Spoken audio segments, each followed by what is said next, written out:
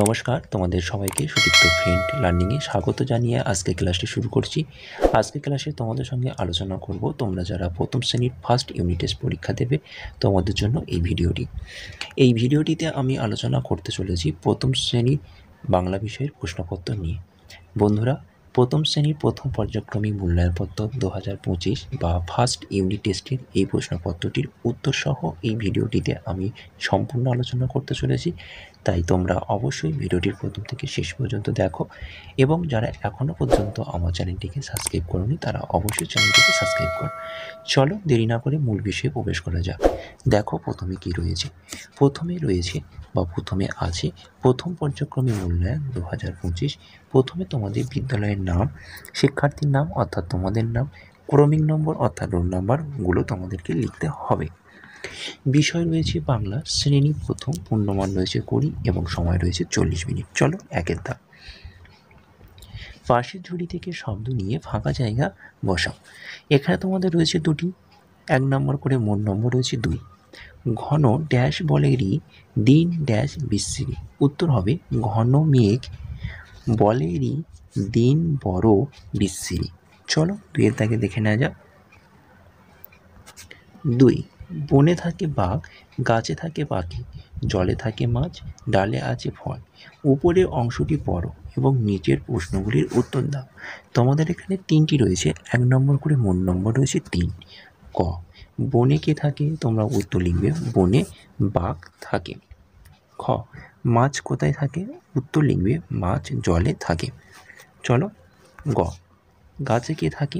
তোমরা উত্তর লিখবে গাছে পাখি থাকে। এবার দেখে নাও 3, শব্দ থেকে বর্ণ নিয়ে নতুন শব্দ গঠন করো।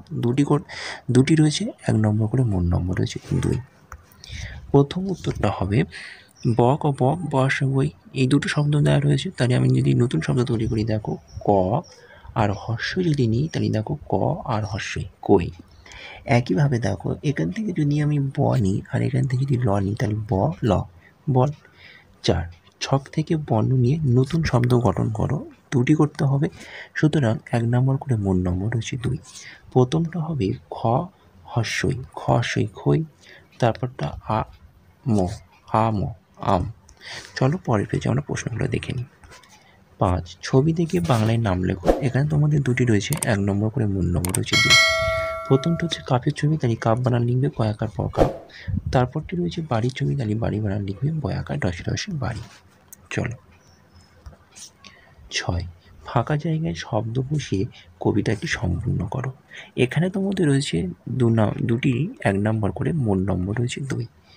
মুনির নাম ড্যাশ কোমরেতে ঘুমসি, তাহলে উত্তর লিখব মুনির নাম মুন্সি কোমরেতে ঘুমসি, নাক দিয়ে শাক খায় কনুইয়ের ধাক্কায়। হলো 7, এলোমেলো বর্ণ সাজিয়ে অর্থপূর্ণ শব্দ তৈরি করো। এখানেও তোমাদের দুটি রয়েছে, 1 নম্বর করে মোট নম্বর রয়েছে 2। প্রথমটা দেখো তালবস্যয় আকার খ ব ঐকার, সাজালে হবে ব ঐকার তালবস্যয় আকার খ বৈশাখ। তারপরটা দেখো ক্ষয়েতে ক্ষয়াকার দন্তন্য কয়াকার দন্তন্য দ ওকার, সাজালে হবে দ ওকার কয়াকার দন্তন্য দকার। 8,